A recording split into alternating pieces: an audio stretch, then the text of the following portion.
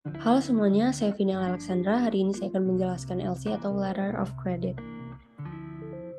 Nah, yang pertama, apa itu LC? LC atau Letter of Credit adalah teknik pembayaran perdagangan internasional yang bertujuan agar eksportir memperoleh langsung uang pembayaran dari importir tanpa menunggu konfirmasi dari negara pengimpor. Nah, dalam hal ini, Letter of Credit adalah pembayaran yang diterima ketika barang dan berkas dokumen telah dikirim ke pemesan atau pengimpor. Yang kedua, apa sih jenis atau macam LC? Yang pertama itu ada revocable LC, yaitu LC yang bisa dibatalkan atau diubah secara sepihak sewaktu-waktu oleh bank penerbit tanpa ada konfirmasi kepada pihak importir. Yang kedua ada irrevocable LC. Kebalikan dari revocable LC, LC ini tidak bisa dibatalkan secara sepihak oleh pihak siapapun selama periode kontrak masih valid.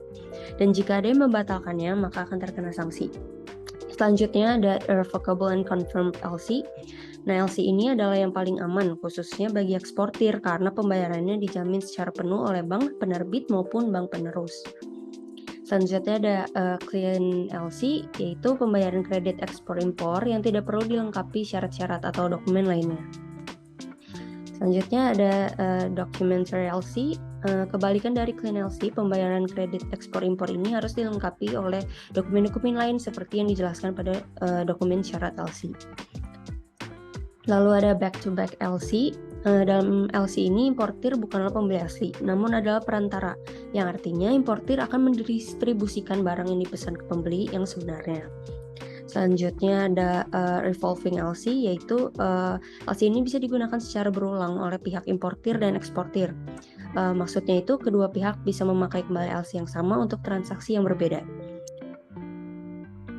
Selanjutnya ada side LC, yaitu pembayaran dan penerimaan dokumen langsung oleh pihak bank. Artinya saat seluruh dokumen telah dicek dan dinyatakan valid, maka importir harus langsung melakukan pembayaran. Selanjutnya adalah usance LC, yaitu ketika eksportir memberikan jangka waktu atau masa jatuh tempo kepada importir untuk melakukan pembayaran kredit. Lalu ada red clause LC, yaitu LC yang ditulis oleh bank menggunakan klausa khusus yang isinya terkait dengan bank penerus yang diberikan kuasa oleh bank penerbit untuk membayar DP kredit kepada eksportir.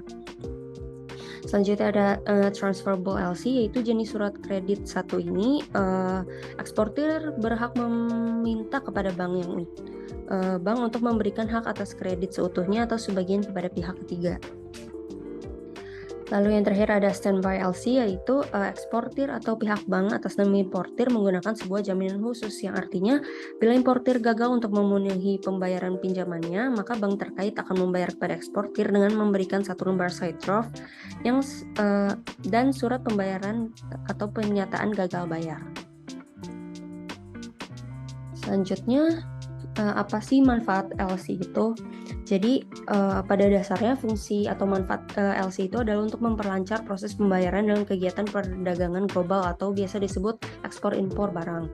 Nah, selain itu fungsi lainnya itu adalah untuk bank menjamin pihak eksportir untuk menerima pembayaran yang sesuai seperti kesepakatan di awal dengan pihak importir. Nah, jaminan kredit dari bank tersebut juga dapat membantu importir dalam menentukan waktu pembayaran. Misalnya, ada importir ingin membayar langsung atau ditangguhkan terlebih dulu dalam waktu tertentu. Nah, di sisi lain juga LC ini adalah sebagai bentuk keamanan dalam bertransaksi perdagangan internasional, terutama bagi eksportir. Oleh karena itu, memperdagangkan barang antar mancanegara memiliki kesulitan yang cukup tinggi. Nah, ditambah lagi banyak resiko yang harus dihadapi. Tapi dengan adanya LC, pembayaran akan dijamin aman karena telah diotorisasi oleh pihak bank. Nah, pembayaran tersebut juga akan cair jika hanya pihak eksportir dan importir sudah bersama-sama menyepakatinya. Nah, yang sering jadi pertanyaan itu, apakah LC dapat dijadikan jaminan utang? Pertama, kita akan membahas penjaminan kredit. Nah, penjaminan kredit itu adalah jaminan yang diberikan kepada bank atas risiko kegagalan debitur dalam melunasi fasilitas pinjaman non-tunai atau non-cash loan yang diberikan oleh bank seperti LC, lalu surat kredit berdokumen dalam negeri atau SKBDN, dan standby LC atau SBLC. Nah, penjaminan kredit itu bersifat three-party agreement atau perjanjian tiga pihak yang melibatkan bank. debitur dan perusahaan asuransi dengan adanya indemnity agreement yang merupakan suatu bentuk recourse agreement kepada debitur. Nah, dalam hal perusahaan asuransi membayarkan klaim pada bank, maka debitur berkewajiban mengembalikan kepada perusahaan asuransi senilai klaim ditambah dengan denda bunga yang telah dibayarkan oleh perusahaan asuransi kepada bank. Nah, jenis penjaminan kredit itu ada LC, SKBDN, dan SBLC. Nah, maka itu apakah LC dapat dijadikan jaminan utang? LC dapat dijadikan sebagai penjaminan kredit. Nah, jaminan yang diberikan oleh perusahaan asuransi kepada bank pembuka LC impor